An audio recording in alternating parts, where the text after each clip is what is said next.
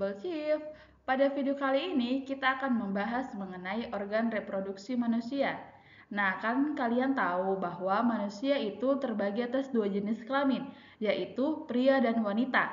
Jadi, dalam video kali ini kita akan membahas apa saja sih bagian-bagian dari organ reproduksi pria dan wanita. Yang akan kita bahas pertama kali ialah organ reproduksi wanita beserta bagian-bagian dan fungsinya masing-masing. Yang pertama ialah yang terletak di sebelah kiri dan kanan, jumlahnya sepasang dan berbentuk seperti telur, itu namanya adalah ovarium atau biasa disebut juga dengan indung telur. Fungsi dari ovarium ini ialah memproduksi sel telur. Kalian tentu tahu bahwa setiap wanita akan memproduksi sel kelamin yang dinamakan sel telur. Kemudian, yang jumlahnya juga sepasang terletak di sebelah kiri dan kanan dan berbentuk seperti saluran, itu namanya adalah tuba falopi atau biasa disebut juga sebagai oviduk.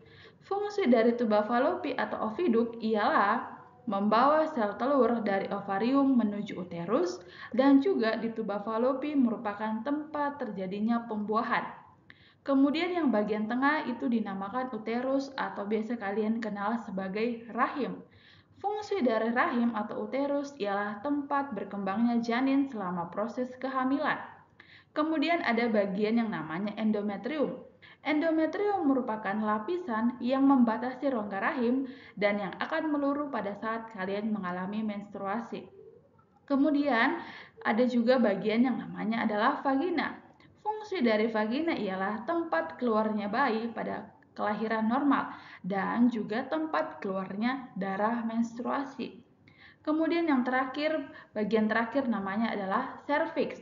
Serviks merupakan struktur rahim bagian bawah yang menyempit dan membuka ke arah vagina. Oke guys, sekarang kita masuk ke organ reproduksi pria. Apa saja sih bagian dari organ reproduksi pria? Mari kita bahas satu persatu. Kita mulai dari yang bentuknya kecil dan agak bergelombang, itu namanya adalah vesicula seminalis. Kemudian yang terletak di bawah vesicula seminalis dan bentuknya agak bulat, itu namanya adalah kelenjar prostat. Nah, yang satu ini yang bentuknya kecil mungil ini dan terletak di bawah kelenjar prostat, itu namanya adalah kelenjar Cooper.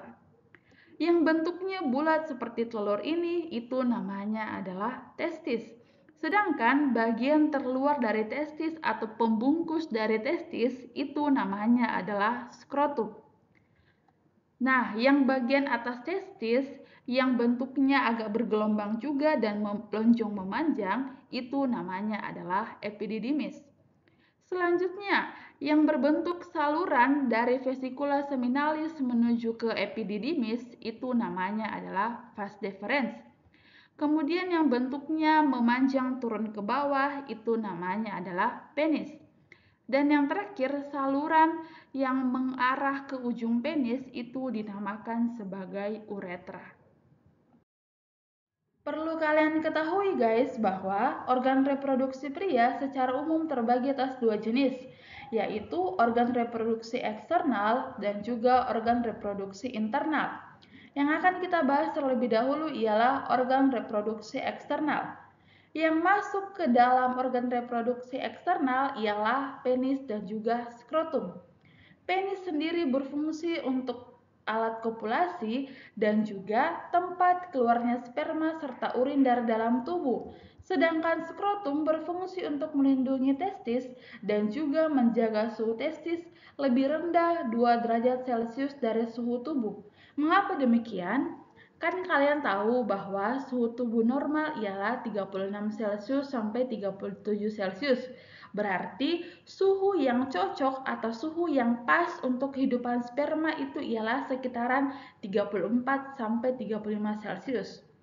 Kapan suhunya lebih rendah dari 34 Celcius atau lebih tinggi dari 35 Celcius, itu akan berdampak ke kehidupan sperma. Sperma bisa saja menjadi rusak dan tidak dapat digunakan dalam proses pembuahan, yang berakibat pembuahan bisa menjadi gagal. Oke, sekarang kita akan bahas mengenai organ reproduksi internal.